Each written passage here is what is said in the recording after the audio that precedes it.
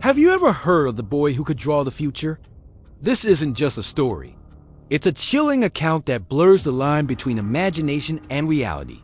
It all started with a 6-year-old named Eli.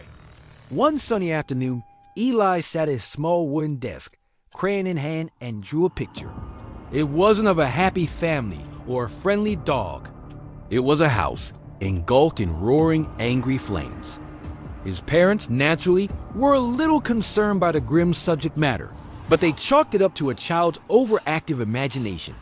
They put the drawing on the fridge, a strange, dark little piece of art amidst grocery lists and school notices. The next day, their world turned upside down.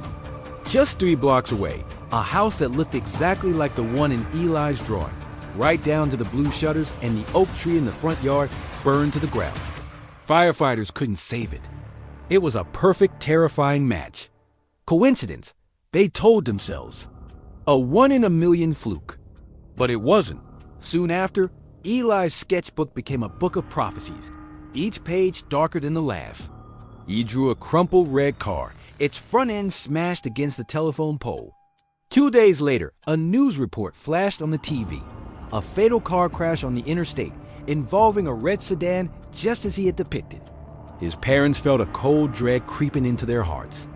They tried to steer him towards happier subjects, landscapes, animals, superheroes, but something was compelling him. One evening, he drew a portrait of their neighbor, Mrs. Gable, with a big bold question mark drawn over her face. The next morning, Mrs. Gable was gone. She had vanished without a trace. The police were baffled, and a missing person poster with her face on it soon appeared, an eerie echo of Eli's drawing. Panic set in. His parents didn't know what to do. Was their son causing these things? Or was he simply a helpless messenger? They hid his crayons, locked away his sketchbooks, but it was no use. Eli would find scraps of paper, napkins, even the blank pages at the end of books, and the terrible drawings would continue to appear, each one a prelude to another disaster. Their sweet, innocent boy had become an oracle of tragedy, and they were terrified of what he would draw next.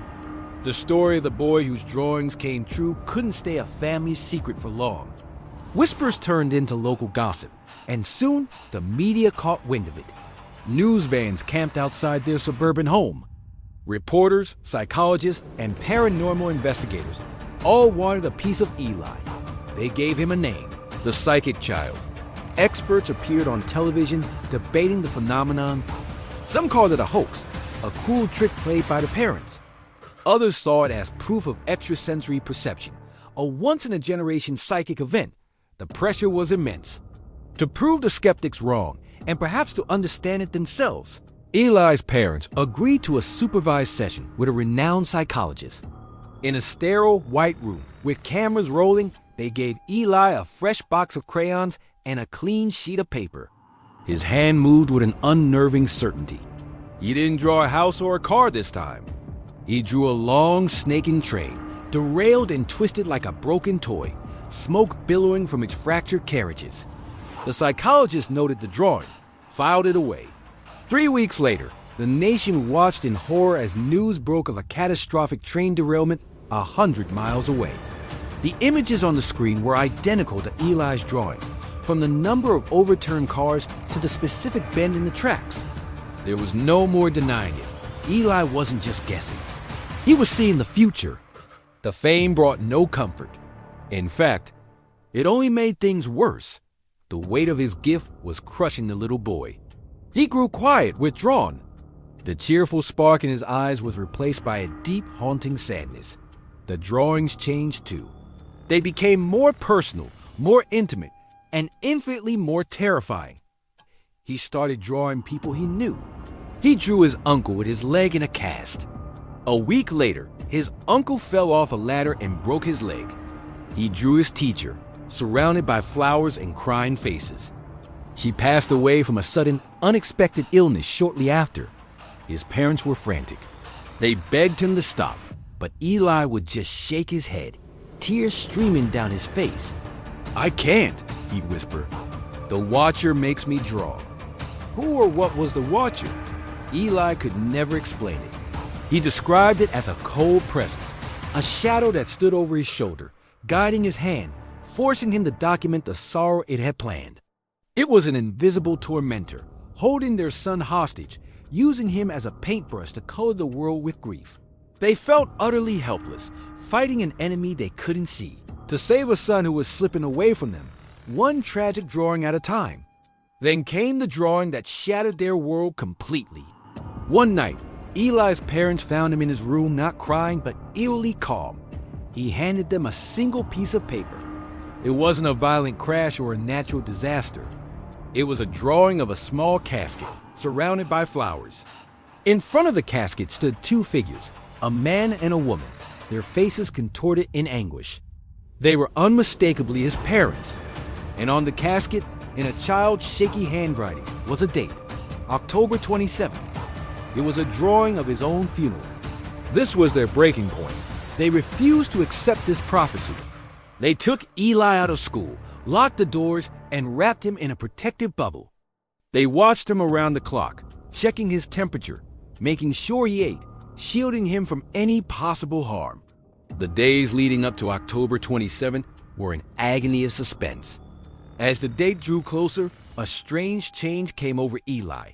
He grew weak, listless. Doctors were baffled. There was no medical explanation for his rapid decline. He simply seemed to be fading. On the morning of October 27th, Eli smiled weakly at his parents. "The watcher is tired of drawing now," he said, his voice barely a whisper. That afternoon, in the supposed safety of his own bed, surrounded by his loving parents, Eli quietly passed away. The cause of death was listed as unknown. He died on the exact day he had predicted. The story of Eli, the psychic child, could have ended there, a tragic and inexplicable footnote in the annals of the strange.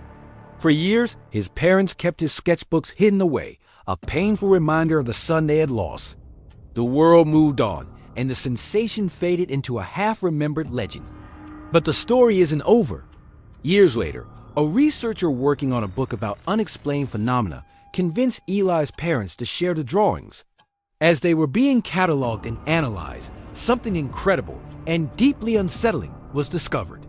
The drawings didn't stop with Eli's death. The predictions continued. A sketch of a crumbling bridge corresponded to a major bridge collapse that happened 5 years after he died. A drawing of a skyscraper with smoke pouring from its upper floors seemed to predict a famous hotel fire a decade later. Event after event, year after year, the drawings that a 6-year-old boy made decades ago continued to accurately map out future tragedies. It seems the watcher wasn't just showing Eli his own time.